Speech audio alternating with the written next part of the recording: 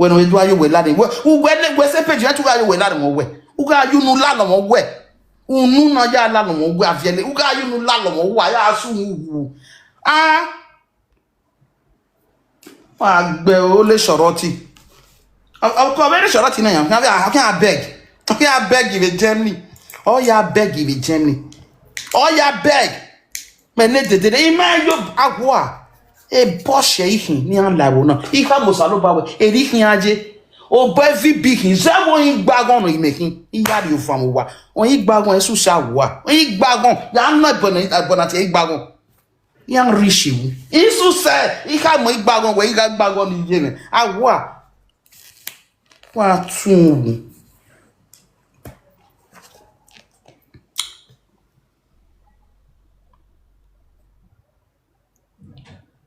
na water for me guys ebo my ebo sebo wa asudu ebi me na ya asu se bo me igwa ni guy ya di ogo bon we ni mi ari ogo bo aze ozoro nu who be that girl ogo ni because a destiny me different when carry agbon iye mi ata ma we wa gite ni me carry agbon even till tomorrow the sign e kenana valley me gbe agbon ni carry imeje bege. So I try rubbish. What soon? Imagine above you say, well, even beg you carry one of those abanaria able me my wife for 20 years. He beg you gave gear bona in room with bed gear or for ben honey like very €100 ya digbo. What soon? Ariana Riaveno. I'm a washer wonoro. Since 1997 and I when I got there, yeah, they get document again. Yeah, almost say 2 years, almost 30 years. When he said because it can't life no sabagi me go where go banana. He breka kere. You live life away. A life you know hanagi ya one web. Ki France kwa ya fe a disgrace la wa gbe wa ya gbara. Iko no ne gbe ma oko. Wa be gbe me gbonu se ya se no ibunfo. Iwe ya be na kine. I na any maybe am na anga we na dey agu pon ye kopotu ya ge na so we maybe am na dey adi na je gedo e ti jo je gedo we ko we gbagbe wa so I don't care e wa re TikTok e ma we no want to like me because e want me ni hiata they ti we gbegbebu igun wa like is the gbe ti aso na no we ge wa ma like o mata let me be Sonia blue ogun gbizu e ogbe no sinera gbera ba e wa fun awu wa suhun yeah ene gba egbo yeah ya bi ne be ya relax wa gbe o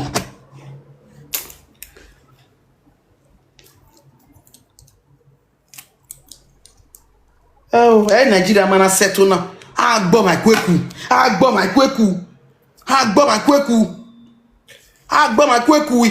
na o ma suppose don gbe jegun o ma aije no fun ya why aije ne no wan ne poshi ye ti gugun ogbe o when the respect you tell the name me e we gbe na e poshi abi ka mo biere ne ye gu ije eni ya ti we wa do me my me with that respect ne poshi am I we gbe down one yes we are a voice raw in my poshi there and if my way there oh mommy we ma wan e gbe na no wa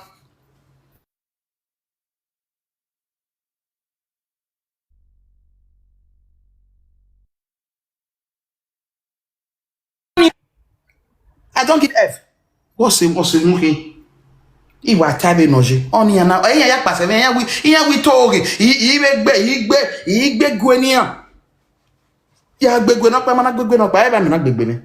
Ni ana pa na. Igbe gwe because he man need that shower beside me as a friend. He man need doge okonoge as a pass. So most of them a story of shower buse bugwe na gbe na gbebe go tara do ti. Abo here. Why not say you have a problem with water? Igbe agianu. Ex-husband. Ex-boyfriend. Oh, walk on a robodo. Ya gado okbia walk on a robodo. Oh, bomena mo you bome sete ya. Where we are gaga. One more working. Wow, wow, masu. Rubbish. Wow. What here? Then why time? Oh, night before night you want to me. Why my pisia? Why can't I beg you rubbish work bell.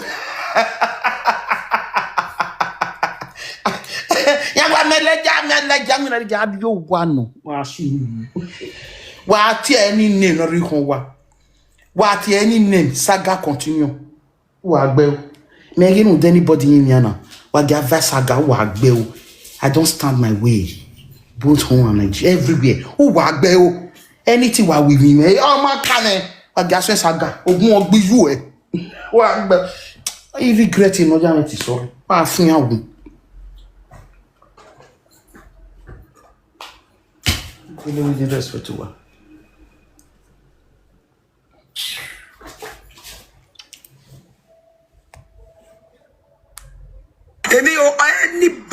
Anybody, no iladiane ye. Osas beauty. Ije ga luwo bolo kanwe. Ogif. Ogun gbe you e. Iwe mi go ya re ba. O e won bolo kan ke le lo no sas. No mi ju we ba gani o mi e boga ya re ba ya. De no sas tarama togi. Ya ga gi you e o no na ko ma no mi e boga ya re ba ya. De no sas itana we na so na ko na ko ma no mi ba ya. Wa Ghana de no sas itana we so ina. O ko na ko ma no re ba ya. A Ghana gwa gaga. Ono na na agi rausa. De no sas itana we ke na so na o te the best. Ya is the logo. O kan den we so no ye ni me. O kan den so no ye ni me page. Ga tie bo me. De ti ka tie bo ni ze we. Wa gbe o ohun gan. Wa su hun won ni sharon we kan gbo wa gbe o. Emi no ba bi sharon won ju won mu. Wa su hun. Rubbish. Ono na mo se gbe won na me ma ona be se yi ni abege pu oge. Wa gbo sumo se gbe. E no ja we tie bo no ko no. Iyan ka ti owo e ya ya ki o. Wa gbe o. Ya be o we na. Owe na de de basasi. Owe na de bae. Owe na de bae ge na bege a fat. Na bege corona right. Igi yon pa nege because we ige go di oki no sun wa gbon ko we ki ju e. No sun hu. Na ge video ti musician. Yeah. Uhe. Ware club ge club. Yeah. As your boy o club. Unwe beyond di yun. Eye no kwa asu hu. Only biya wa we boyfriend re ogi mai ho se nu ti o se we ti o se ogi be mai ho a woman na 3.5 years osas ya friend the musician I want to actually I'm going to talk with my friend almost 4 years a woman aga ta me genege agbobi osa wa gbon even the music in again na zigoji. What down and sa? I said the yagime. 4 years, almost 4 years again. I have friend that Bobiosa. No say na Yahoo. No say na Yahoo. And again I got contact. Hame Osas we Agbobosa a class okay. Again the boy na my blow. Oh my blow. Oh my son you go. Osas ke friend that Bobiosa. Oh my blow. 3.5 up to 4 years. No, your friend there. Osio en na Dorothy. Oh, Sonia we babican. O be video vian we reparti video na ya fe no go na. No send the egg you sat we. Go say dan. Dorothy no style me ma we mission. E super no robe boy. E super go yoka. Uma be we super. E musician afe we gba ya. E super. Onorabiko, you know so wa ma what tin look gba we so yin wo enso wa igi owe super igi owije ipalije igi palere super the two dynamic brothers what here no re abiko ore ya igi palere super igi ipali ije e tiere super ya fe o tin no ko ni ati ahere ma evagba ye so yin wo enso mo ga ma yin na because yin do ba yin na ma o ma yin ropa again. Oh, nana be Yahweh super. Okay, God na be. Ay, we na sha. God, I be me we nene super. We be jagbere ne Torino. Wona. We to amu we gbari me do we me am super. We be at the hospital no yagbe. They were not even with the rest day. Ah, gas.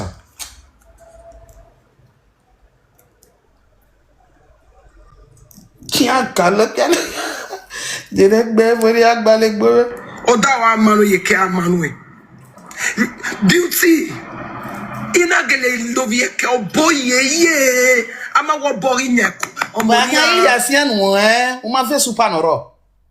O ma fe super. Ai be do a vogue ni be re we bona. O ma fe super. Ya go bo, ya do te story abo ma we no we were e fala we gbe ni agita obo. O ma gele wo bo. We gele bi money we na ta to bi. We tie boy do we gele bi money. They get money miscarriage. We ma do ta ma mo get we nya gbe bi money. Ana pe sorry no. Wa suhugu. O wan dan ti be bie. O wan donkey. Wan dan yen gi ma o saloboa. O we si o we ni je but o saba kere ni we abi yagbon lo o tu. Do we ti amwe bogbo won. We me ga kan me ga de. We ti amwe bogbo mo. Abi me we isi ai no sa. Wo go mo no ro. Nu we run de sharo. O nuru de ge wala na ya seto. Na de ge na u be ti ke. Nu wo ke. O kon di ma do bo right. Ya run de mo na. Because ojevi mo gidwa na mo na. Ojevi mo gidwa na mo na. Ezo no ka bere mo be to ge jijegbe. Ya haja me kan kon no na re wo na gi ma ya je sa isha no tie boni me. O my reason one day. O my reason did you ask yourself e ke ne problem na ya fake di. Ogiwe. We negbo de ge fa we na yo go me ladian. O tie won legbo e kan we wa ri video won mi egbo pa ama ti yawe video.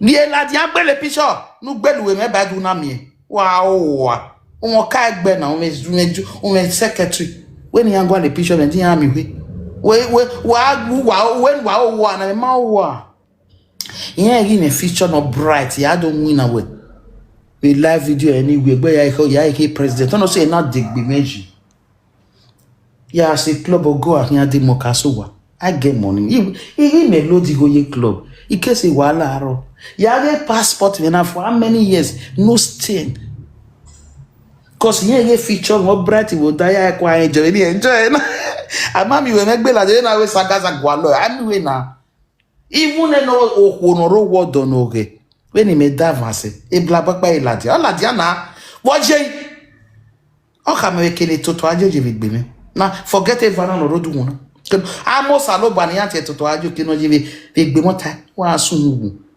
e bana ke o pe ana lo ye koma iwan amosa lo sabare me no don wegbe wa sun ibe mi owo kan bo na dia eyan oni be owa abi ko ni mare bo ni ke o na o pe ya yan ani wa be taste oni ege o yi ni o ge uwa na ege abi set yan ni mare bo ni ke uwa ya o wa ba masun wana gian do astini mani enegbe wa mu agbon wa na wa do astini oku no ma ige wo webo wo da fun wa sun wo gbu wa agbon awon mori ya mo do wa na respect manani comfortable no nege nyanta if ya bo pa eye for how many years since 2006 won mo pa eye mai da won be oso won kan o magu wa ya zin abi ko ni fuli ko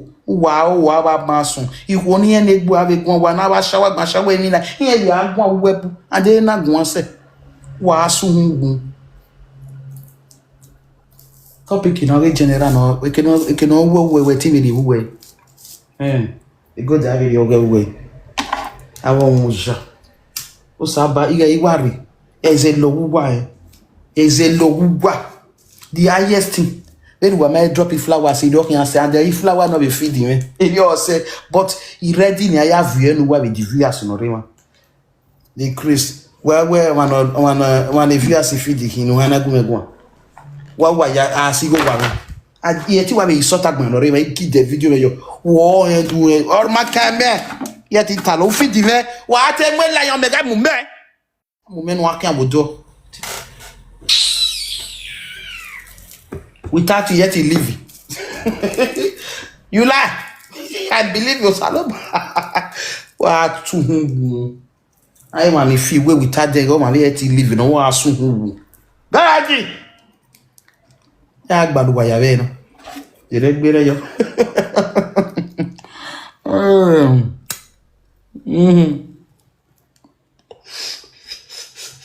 Ah.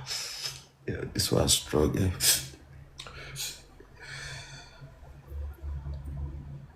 Yeah.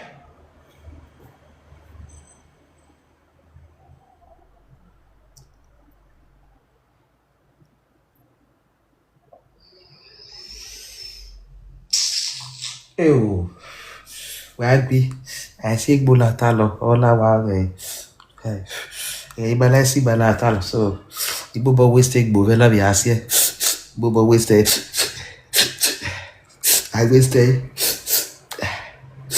Ekbu wa se gbo a.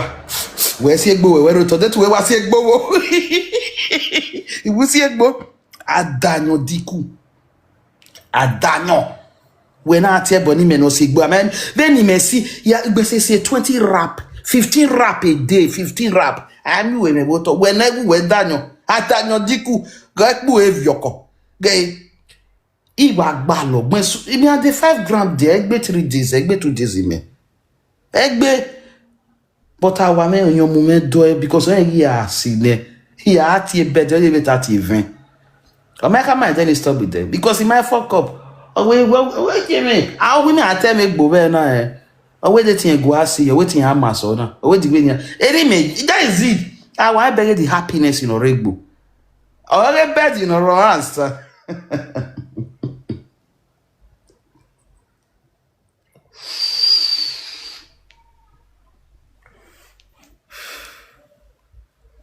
Oda hoga manu yekega manu. Omoga manu ekbega manu. E oge ya fe ni bunu ba ne. Iji mena di we ari owo beauty. Omo amanu e.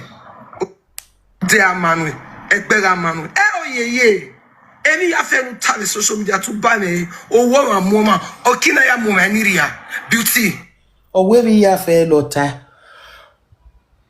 Owe bi wa ho wa agbe yo to in case I know what I will do later wala do when ya fe no tie ya po na de be akpo jo pa unu be ya tie be ni ya offend my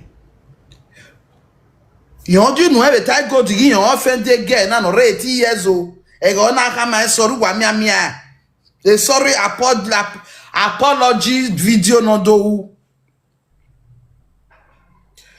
igi wrong osio na no 18 years. Oh my love. Why am I watching the video? Why my love? Comment section, why am I watching ya? Why get born on one thing now? Dano segbo, yan segbo. Mo segbo. Oh, ya we kenuka abie, komo nuka abie kenuke kebede no odion. Atu bege bono die, no tie. Alright, no ya uta ipali ye sharon. Epo no tie wori why? What do you want to do? We sharon de na. Cause ezie kona we for na wona na maybe ya go egwine ezie kona gi we the video na because ya ko egu egwine ya na we he o na ya we bezike maybe ya we bi palo megele ma ezie kona na wona na o na mabo gbi bi ezike